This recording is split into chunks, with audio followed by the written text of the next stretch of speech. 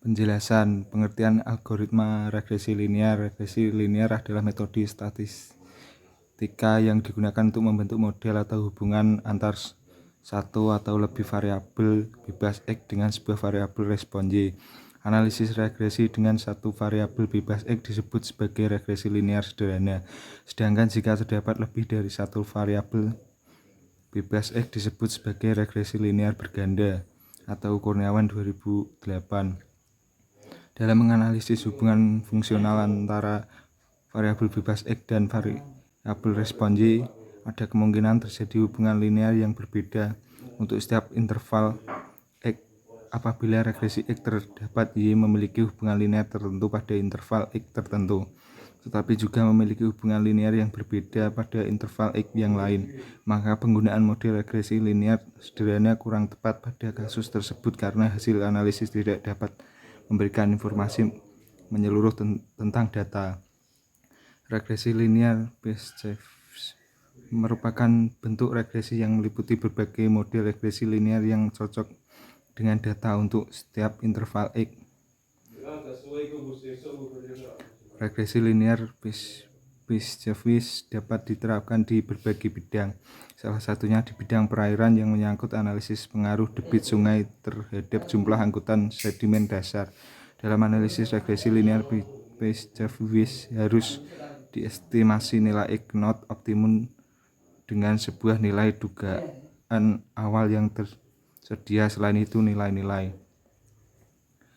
selanjutnya ada pengertian algoritma Kamens clustering adalah suatu metode penganalisisan data atau metode data mining yang melakukan proses pemodelan tanpa supervisi atau unsupervised dan merupakan salah satu metode yang melakukan pengelompokan data dengan sistem partisi. Kamens clustering merupakan salah satu metode close analysis non-hierarki yang berusaha untuk mempartisi objek yang ada ke dalam satu atau lebih cluster atau kelompok objek berdasarkan karakteristiknya, sehingga objek yang mempunyai karakteristik yang sama dikelompokkan dalam satu cluster yang sama dan objek yang mempunyai karakteristik yang berbeda dikelompokkan ke dalam cluster yang lain. Metode Kamens atau clustering berusaha mengelompokkan data yang ada ke dalam beberapa kelompok, di mana data dalam suatu kelompok mempunyai karakteristik yang sama satu sama lainnya dan mempunyai karakteristik yang berbeda dengan data yang ada di dalam kelompok yang lain. Dengan kata lain, metode Kamens clustering bertujuan untuk meminimalisasikan objective function yang diset dalam proses clustering dengan cara meminimalkan varian antar data yang ada di dalam suatu cluster dan memaksimalkan variasi dengan data yang ada di cluster lainnya. Juga bertujuan untuk menemukan grup dalam data dengan jumlah grup yang diwakili oleh variabel K. Assalamualaikum warahmatullahi wabarakatuh. Saya Akbar Ramadan dari kelas 3D. Ya, terima kasih rekan Ridwan Yasin untuk penjelasannya. Yang kedua, saya akan menjelaskan tentang Jupyter. Ini untuk Jupyter, untuk Kamens. Ya, import pandas, PD, nama SPD, matolib, sysbun SNS, form schedule import Kamens, data read untuk menampilkan datanya, sdata log, Kamens, semester 3, identify ke cluster, Kamens with verification, data with cluster, data copy, cluster. Ini untuk penghapusan longitude, dan cluster rainbow. Ini menghapus data yang tidak digunakan. Dan ini untuk menampilkan datanya, hasilnya 40 lebih dan 60, dan minnya ini 0. Untuk pengurangan ini lebih kecil, dan ini untuk angka kotak-kotak lebih kecil lagi. Ya. Yang kedua, simple linear regression, import library, import pandas SPD, matolib sama, linear regression ini import train test split, lewat database. Ini untuk ini ada untuk menginputkannya data ini dan horsepower dan price. Dan ini snack peek data untuk menampilkan ini horsepower dan harganya sesuai sudah. Setelah itu DF shape hasilnya 200 banding 0,2. dan ini untuk informasinya dan deskripsinya. Maksimalnya ini handling missing value untuk ini horsepower 00 personal nt 64. Ini hasilnya EDA nya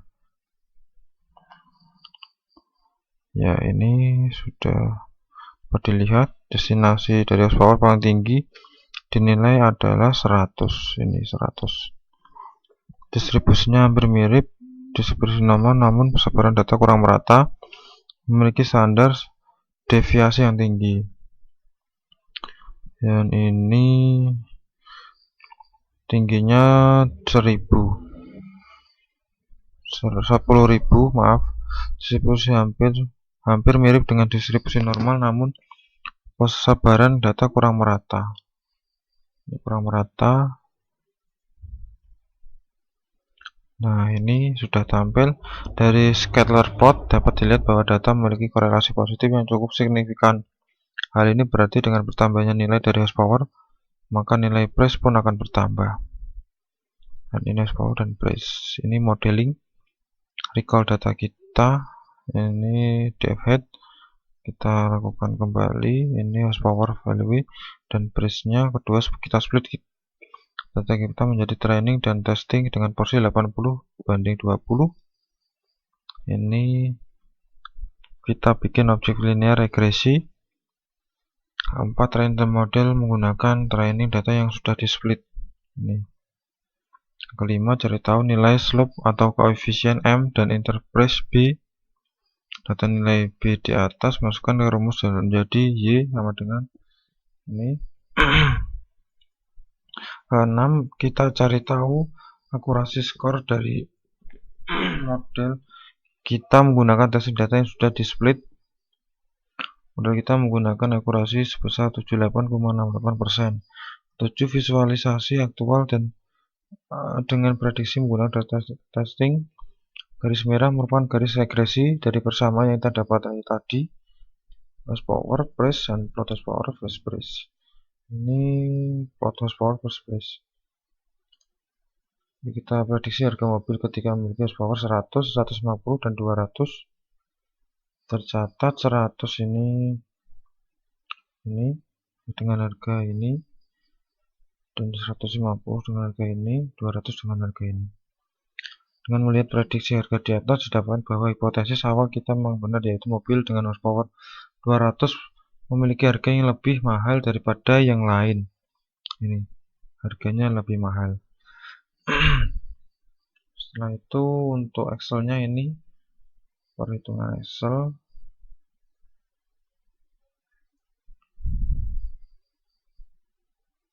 Perhitungan Excel-nya ini untuk datanya data Keyman's. Ini X, ini Y.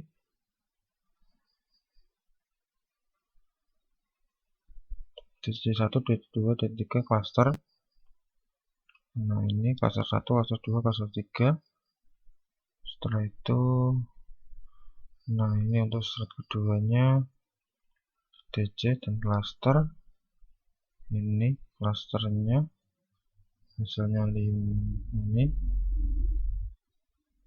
dan ini skema untuk cluster-cluster terakhir ya. Dan ini sudah.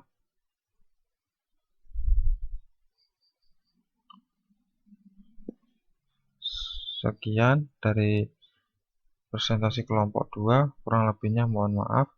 Wassalamualaikum warahmatullahi wabarakatuh.